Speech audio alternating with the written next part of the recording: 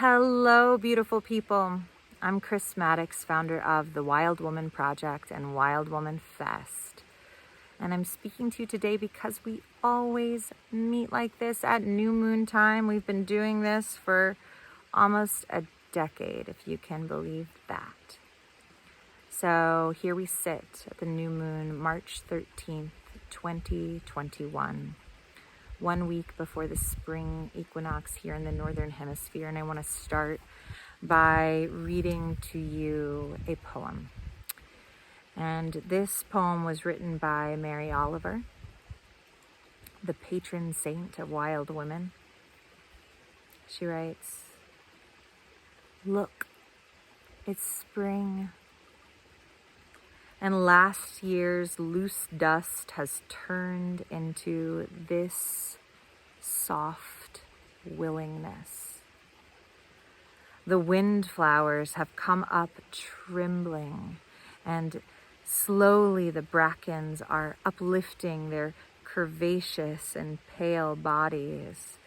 The thrushes have come home, none the less filled with mystery, sorrow, happiness, music, ambition.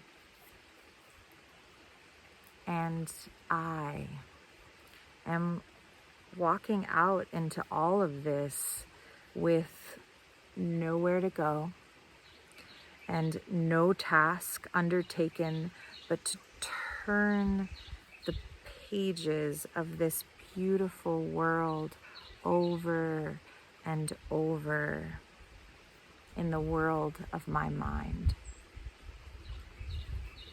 Therefore, dark past, I'm about to do it. I'm about to forgive you for everything."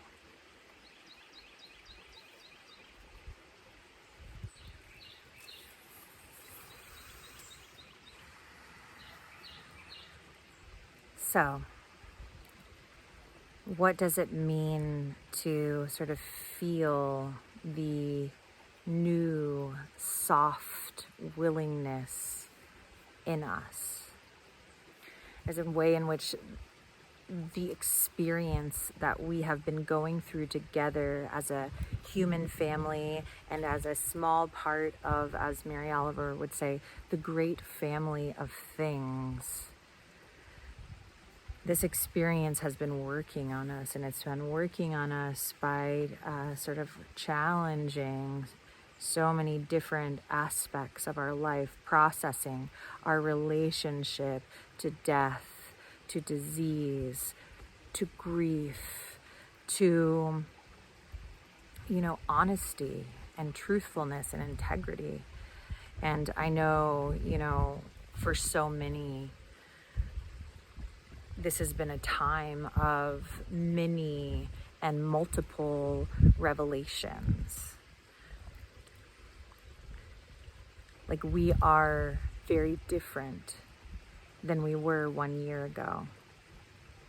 I remember in the early days of quarantine, I would be out here in my yard and there's, I'm sitting on a bed of moss. There's a creek going by. And I remember having this feeling walking out here, and I felt as though the fabric of reality was being turned and twisted and turned upside down. And when I think of that woman who was me having that experience, and I think of what I thought I knew and what I thought I understood, it's sweet, really, But a year, another year has turned by, and this year has felt like a decade, because there's been so much experience inside of it. Many can relate, right? It's been a lot, right? And I think about the gifts of what has been uncovered, what has been turned over, what we have been daring to look at and to face as a culture, as as inhabitants of this beautiful world, which, you know, is really sending us many and multiple signals that we need to change our ways. We need to change our behavior, because the way we have been living is destroying our habitat. Which, you know, think of a creature who destroys its own habitat. That creature doesn't get to survive the evolutionary process. And I know from being in Wild Woman Project spaces with our immersion, in Circle, in Wild Woman School, we are really waking up. And at this point, so much needs to be done at the level of consciousness. You know, we can't make the big changes that we need to make without first deciding that there are changes that must be made. So there's a way in which the past year has been consciousness raising, consciousness shifting, but we're very much in a process. And what we're facing, you know, as wild women, right? Those of us who love the earth, who lay our hearts down on the earth and say, you are my teacher. You're my spiritual mentor. You are my friend. You are my home. You are my mother. You know, we are in tune with the part of us which is a creature, which is an animal, like the little birdies hopping over here, you know, which has instincts to survive on a physical level. You know, that's part of the trajectory of our work and why our Wild Woman Project work exists. It comes out of a need.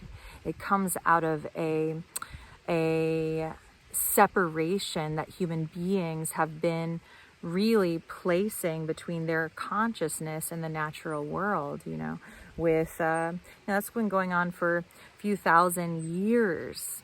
And there's all sorts of philosophy and religious texts that have come up in that time that have separated the sacred from nature itself and put the sacred somewhere out there. And what we wild women know, feel, and sense is that the sacred is right here. It's in this moment. It's in this moss, in this dirt, in this beating heart.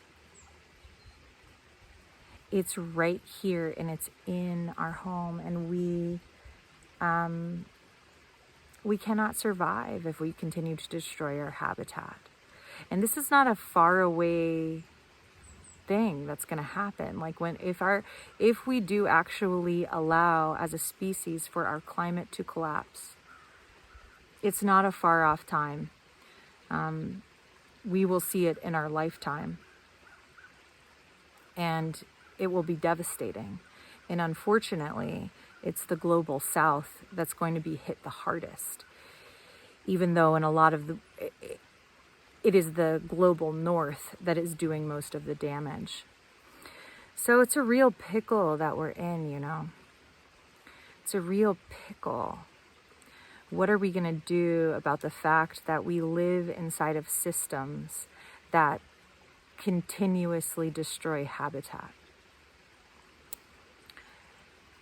One of the aspects of the pickle is the people, the institutions and corporations and very wealthy people who run things and who have the power to make any of the changes are invested in keeping things the way they are because it's going very well for them. But for the majority of the world, it is not going well, and it will continue to get worse. And I say all of this in my new moon videos, you know, because I know we can handle it. We must. We have to face it, right? We have to face the truth of the situation that we're in. And remember that just like nature, we are resilient, that we can change things, that lying within the human family, as the human family and also the natural world, are solutions to the problems that we are facing. But we're not going to find those solutions unless we face it, right? So at this new moon time, where the wheel of time is turning and we're turning to spring, and there's this feeling, of spring. It's similar to dawn every day. The sun rises and turns from night to day. So as the natural world up in the northern hemisphere starts to experience that spring, I hope that we open our hearts and open our minds, open ourselves in ritual and in research to really remember that it's not going, none of these large changes that we need are going to come from the power structures that are holding the power currently. Erin Brockovich, the great water activist, clean water activist, has a book out called Superman's Not Coming. And I just love that idea. The book looks great. I've read the outline of it. So you can definitely check that out. But just the concept of Superman's not coming. It's not going to come from the White House. It's not going to come from big tech. It's not going to come from any of that. It's going to come from the we. And we are going to have to remember how to be a we. We are going to have to strengthen our we to a place that maybe humanity has never even been to, in terms of being on the same team. And I want to invite you to be very discerning with what you take into your consciousness, what you decide to look at and what you decide to read, because we need people who are tapped out of the hive mind. We need people who are outside of the corporate media constructs that are trying to reinforce the system and make things go back to the way that they were, or some new reality that's still not addressing the fundamental issues that we're facing as a species. That we need people who are thinking at the level of soul, who are thinking creatively, and who are asking themselves, how can we come together to make this change happen? Because at the end, we have to be very, very careful of the forces that would like to divide us into judging one another and fighting amongst ourselves. And when I say fighting amongst ourselves, I just mean working class people around the world. Okay, that's the vast majority of people. There's just a very small percentage of the people that are really holding all of the power and putting money into political campaigns and sending lobbyists to write bills and laws. And, we are seeing the fallout of deregulation. We are seeing the fallout of bought government, bought media, and just an oversized power and corporate interest. You can always kind of find the money or follow the money to find the culprit. And it usually just comes back to people trying to make money. So be careful whenever you take in messages that would like to turn you against other people who are just among the moderately powerless at this moment in time, and focus instead on this thing that we've been doing together, since last September, this thing of asking ourselves, how can we wield love? If love is the most powerful force on earth, what does it actually look like when we wield it? So this new moon, we are tuning into love in the key of water. That there is something about the force of love when it is flowing through us. There's actually, similar to the way this creek or this little river is, it's definitely a creek, this creek is flowing by, and it's moving around the rocks and the mud, and it keeps going and flowing. To think of your love like that, and that when you feel a lack of love, when you feel yourself caught up in hatred and judgment and stagnation, when you can't love, go have a conversation with the water. Go have a conversation with Mother Nature. We can't afford to be hateful right now. We have to turn up the volume on our capacity to love and our capacity to come together across difference,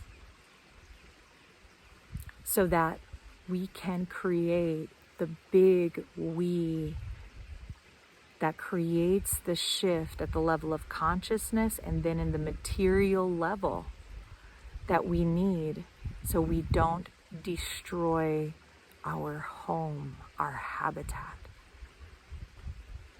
And if you need inspiration for this, just think of any kid you know. It might be your own baby, it might be your niece or nephew or your grandchild, your neighbor. Every time you see a child, you think, I'm going to figure out how to love better, and how within my community, my family, my friends, my town, my city, that I'm going to be a part of co-creating the necessary and big change. And I'm just going to try. And I'm going to do it for that little baby over there, for that little kid over there.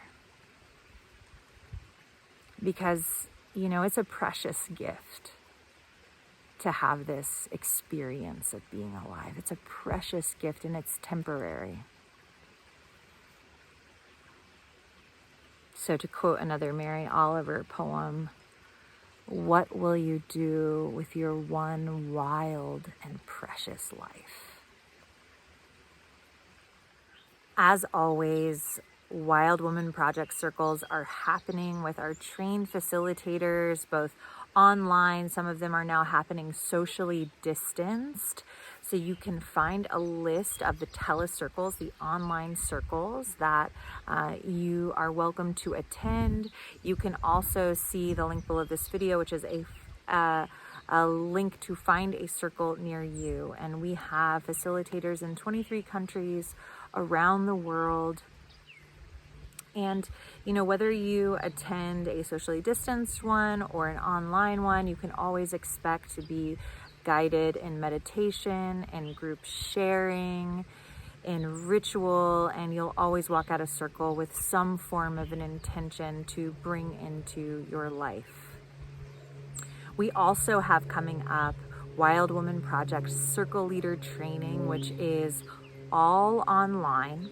It's 7 weeks long, and it's really meant for those of you who really want to go deeper into wild woman spirituality. Want to learn about the wild woman archetype, relationship to moon and cycles and seasons. And it's also skill building, right? So learning how to facilitate a circle, facilitate a ritual, facilitate a guided meditation.